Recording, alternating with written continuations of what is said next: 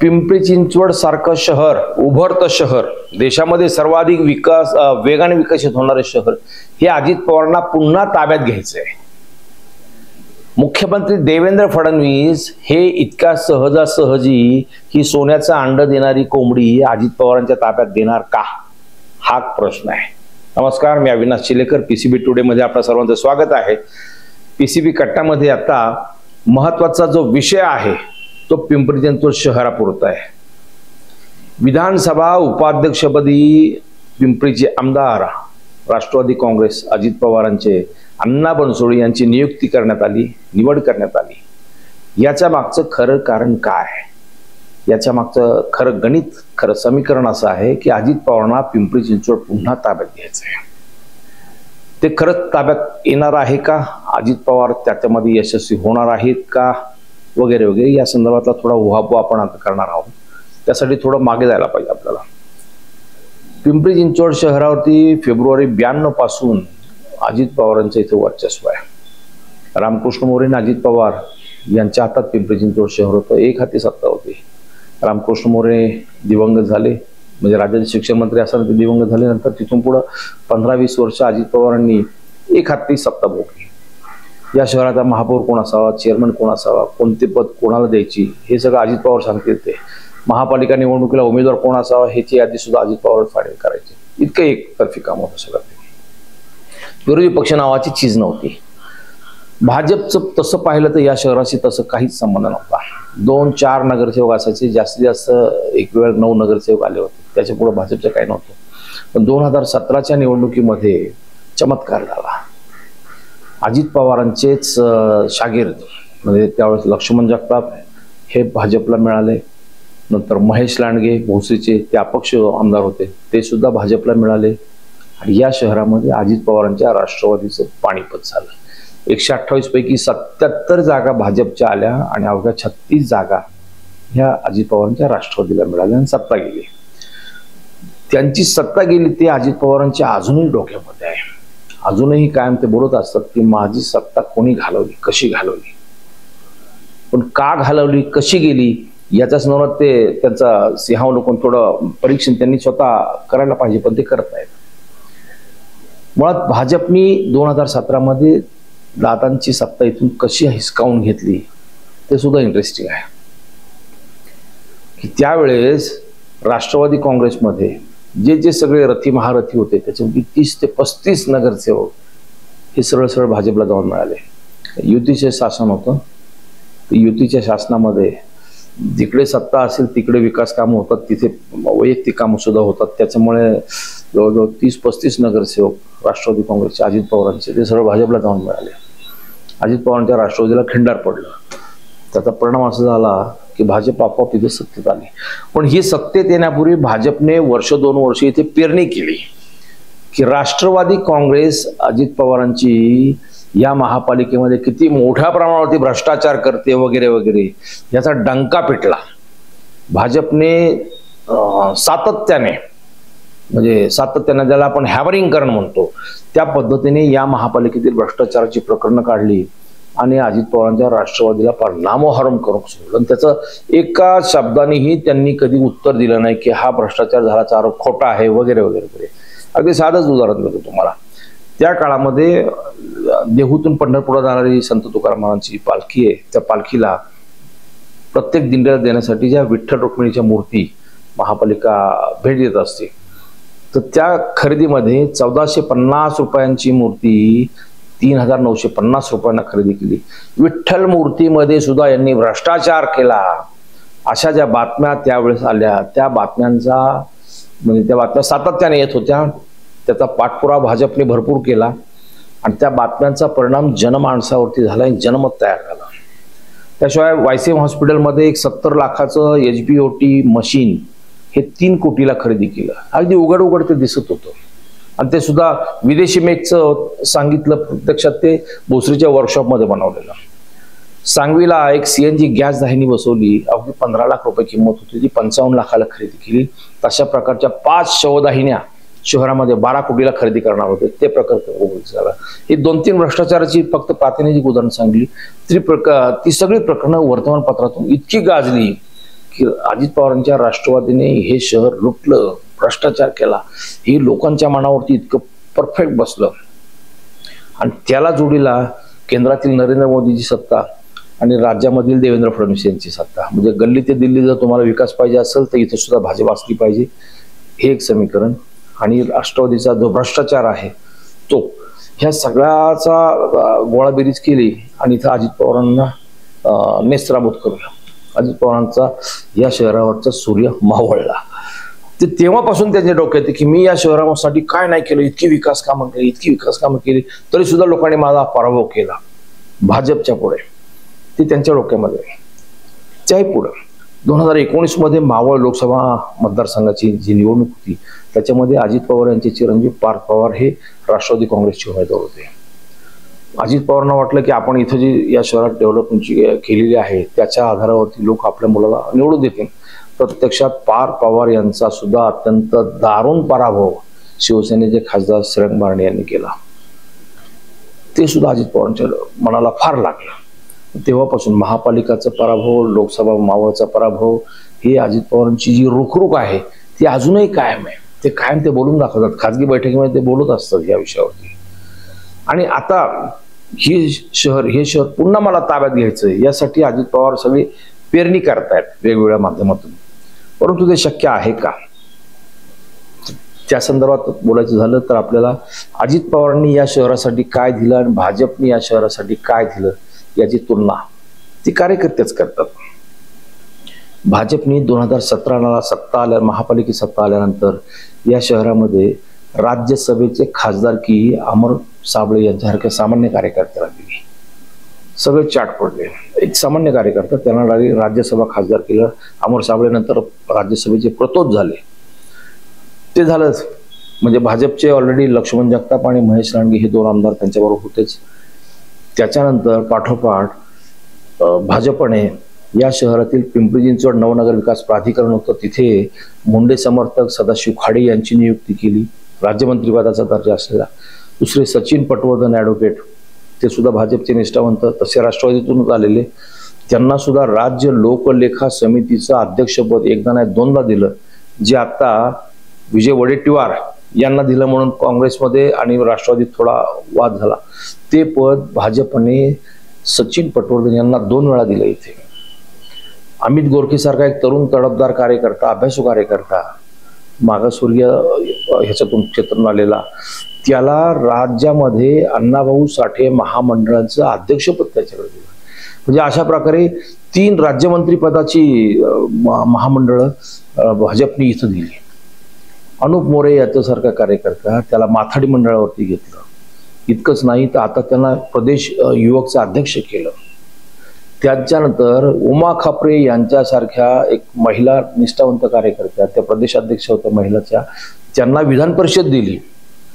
नंतर आता अलीकडे एक 3-4 महिन्यापूर्वी अमित गोरखे यांना विधान परिषदेवर घेतलं. म्हणजे 2 विधान परिषद दिल्या, 1 राज्यसभा दिली, 3 महामंडळ दिली. म्हणजे भाजपने या शहरासाठी, त्यांच्या पदाधिकाऱ्यांसाठी, निष्ठावंतांसाठी काय काय नाही दिलं, त्याचा परिणाम असा झाला. जे अजित पवारांकडे कार्यकर्ते होते किंवा इतर शिवसेना किंवा इतर पक्षामध्ये कार्यकर्ते होते, त्यांना वाटलं आपल्याला जर पद पाहिजे असेल, आपल्याला प्रतिष्ठा पाहिजे असेल, भवितव्य राजकीय पाहिजे असेल तर भाजपमध्ये जायला पाहिजे. ती एक धारणा तयार झाली आणि भाजपकडे ओढा लागला लोकांचा, कार्यकर्त्यांचा ओढा. त्याचा परिणाम या शहरामध्ये भाजपने त्यांची पाळंमुळं इतकी भक्कम केलेली आहेत की आता तो जो एक वटवृक्ष झालेला आहे त्याला गादा हलवून परत मुळासकट उपटून काढणं तितकं अजित पवारांना सोपं नाही. इतकंच नाही तर विकास कामाच्या बाबतीमध्ये सुद्धा लोक तुलना करायला लागले की भाजपने या शहरामध्ये पिंपरी चिंचवडसाठी देवेंद्र फडणवीस यांनी स्वतंत्र पोलीस आयुक्तालय दिलं. नुसतं दिलं नाही, त्याचं आता भूमिपूजन केलं. त्याचं 200-250 कोटीचं काम मंजूर झालं. 2-3 ठिकाणी जागा ताब्यात घेतल्या आणि त्याचं प्रत्यक्ष काम सुद्धा भूमिपूजनही केलं. या शहरासाठी पिंपरी चिंचवड न्यायालयासाठी 16 एकर जागा दिली, त्याला निधी उपलब्ध केला, ते काम सुद्धा सुरू केलं. या शहरामध्ये इंजिनिअरिंग कॉलेज आणलं. या शहराला यशदासाठी स्वतंत्र जागा दिली. पुण्यामध्ये जी शासकीय कार्यालय, जवळपास 30 ते 40 शासकीय कार्यालयांना पिंपरी चिंचवड शहरामध्ये वेगवेगळ्या ठिकाणी जागा दिल्या. म्हणजे भाजपने वेगवेगळ्या माध्यमातून या शहरामध्ये डेव्हलपमेंटची कामं केली, कार्यकर्त्यांना बळ दिलं आणि त्याही पुढं राष्ट्रीय स्वयंसेवक संघ ज्यांचं 2017 मध्ये या शहराच्या सत्तांतरणामध्ये फार मोठं योगदान होतं. नंतर महापालिका सोडा, लोकसभा निवडणूक मावळची, त्याच्यामध्ये सुद्धा राष्ट्रीय स्वयंसेवक संघ पडद्यामागे राहून त्यांनी ज्या पद्धतीने संपूर्ण मतदारसंघ पिंजून काढला आणि युती म्हणून, मोदी म्हणून मतदान मागितलं. नंतरच्या आत्ताच्या परवाच्या निवडणुकीमध्ये सुद्धा 2024च्या विधानसभेला सुद्धा आणि लोकसभेला सुद्धा राष्ट्रीय स्वयंसेवक संघाने जे काम केलं, ती जी ताकद आहे, ती जे संघटन आहे, ते जे नेटवर्क आहे, त्याचा भाजपला इथं फार मोठा फायदा झाला. त्याचा परिणाम भाजपचं या शहरातलं जे वर्चस्व आहे, जी पकड आहे, ती आणखीन भक्कम झाली. आता हे सगळं परत उखडून काढायचं आणि इथं सत्ता स्थापित करायची, हे अजित पवारांना शक्य आहे का, हा मुद्दा येतो त्याच्यामध्ये. आणि त्यासाठी अजितदादांनी अण्णा बनसोडे यांना विधानसभा उपाध्यक्षपद दिलं आणि आता इथलं पुढची मोहीम त्यांची सुरू झालेली आहे की या शहरामध्ये जर सत्ता आणायची तर मग पुन्हा जुने गेलेले कार्यकर्ते त्यांना परत पाचारण करायचं, परत आपल्यात सामावून घ्यायचं, त्यांना ताकद द्यायची. पण ताकद द्यायची तर ते कार्यकर्त्यांना तितकं बळ द्यायचं, तर काहीतरी विषय हातात घ्यायला पाहिजे. प्रश्न असा आहे की आता शिवसेनेमध्ये गेलेले संजोग वागरे, जे या शहराचे माजी महापौर आहेत, त्यांनी मावळ लोकसभा मतदारसंघासाठी शिवसेनेकडून उमेदवारी केली होती, पराभव झाला त्यांचा. ते आत्ता परवा अण्णा बनसोडे यांच्या स्वागताला पिंपरी चिंचवडच्या निगडीला भक्तिशक्तीला आवर्जून उपस्थित, त्यांच्या हस्तेच अण्णा बनसोडे यांचा सत्कार करण्यात आला. चर्चा सुरू झाली की संजोग वागरे आता शिवसेना ठाकरेंची सोडून पुन्हा स्वग्रही परत येणार. भोसरीमधून ज्यांनी राष्ट्रवादी काँग्रेस शरदचंद्र पवार गटाचे अजित गव्हाणे यांनी विधानसभेची उमेदवारी केली, ते आणि त्यांच्यासह 30-40 नगरसेवक जे राष्ट्रवादीचा अजित पवारांना सोडून तिकडे गेले, ते परत येणार आहेत. त्यांच्या 2-3 बैठका झाल्यात, अशी पण चर्चा सुरू झाली. म्हणजे अजित पवार आता अशा पद्धतीने ही सगळी या शहरासाठी बांधणी करतात का, आता शहर पुन्हा ताब्यात घ्यायचं. मूळ मुद्दा काय आहे तो, लोकांना, मतदारांना त्यांच्या पसंतीस उतरण्यासाठी जे विषय हातात घ्यायला पाहिजे, ते विषय आतापर्यंत अजित पवारांच्या राष्ट्रवादी काँग्रेसने इथं कधीच हातात घेतलेले नाही. 2017 मध्ये महापालिकेची निवडणूक घेण्यापूर्वी भाजपने 2 वर्ष इथं पेरणी केली, मशागत केली, भ्रष्टाचाराची सगळी प्रकरणं बाहेर काढली आणि त्याच्यामधून जनमत तयार केलं, तिथून सत्तांतर झालं. उद्या जर समजा ऑक्टोबर-नोव्हेंबर मध्ये निवडणुका होणार असतील, तिथे महायुती म्हणून निवडणुका होणार असतील, तर अजित पवारांच्या वाट्याला 128 पैकी 28, 30, 35 जागा येतलेली असतात. त्याच्यामुळे पुन्हा शहर ताब्यात घेण्याचं स्वप्न तिथं भंगतं. जर स्वतंत्र निवडणुका लढायच्या असतील तरच अजित पवारांना इथे पाय रोवून येतील, शक्यता आहे. म्हणजे 128 उमेदवार तयार करायला लागतील, त्यासाठी विषयांची मांडणी करायला लागेल, त्यासाठी लोकांमध्ये फिरावं लागेल, पण त्याची कुठली तयारी अद्यापर्यंत दिसत नाही. फक्त आमदार अण्णा बनसोडे यांना विधानसभा उपाध्यक्षपद दिलं म्हणजे पुढची महापालिकेची सत्ता ही पुन्हा राष्ट्रवादीकडे येणार, ही फक्त चर्चा आहे. प्रॅक्टिकली ते शक्य आहे का? जर अजित पवारांना ते करायचंच असेल तर त्याच्यासाठी मार्ग आहेत, ते शक्य आहे, परंतु त्यांच्या मनाची तयारी पाहिजे. भाजपला 2017 मध्ये इथे सत्ता घेताना त्यांनी ज्या पद्धतीने राष्ट्रवादीला भ्रष्टाचाराचे आरोप करून बदनाम करून सोडलं होतं, आता अजित पवार स्वतंत्र लढणार असतील तर भाजपच्या भ्रष्टाचारावरती त्यांचे कार्यकर्ते, त्यांचे पदाधिकारी बोलणार आहेत का, हा विषय आहे. म्हणजे अजित पवारांना त्यांच्या राष्ट्रवादीला इथं जर सत्ता मिळवायची असेल तर 60-70 जागा तरी किमान जिंकल्या पाहिजेत.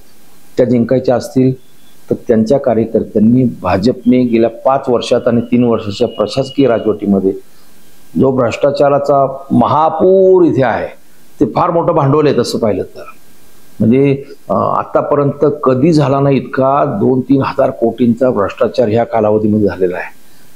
तो जो शोधला आणि त्या संदर्भामध्ये जनमत जागृत केलं, लोकांमध्ये गेलात, लोकांना पटवून सांगितलं, तर कुठे अजित पवारांसाठी हे मैदान थोडं तयार होऊ शकतं, ते ग्राउंड तयार होऊ शकतं.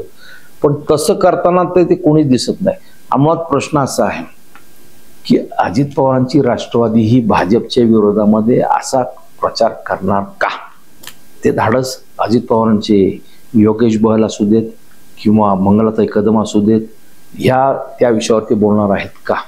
विषय फार मोठी जंत्री आहे. जर भ्रष्टाचाराची प्रकरणं अशी याच्यात तुम्हाला यादी सांगायची म्हटले की ज्याच्यावरती राष्ट्रवादी काँग्रेस अजित पवारांना जर सत्ता पाहिजे असेल त्यांनी बोलायला पाहिजे, तर अशी बरीच प्रकरणं आहेत.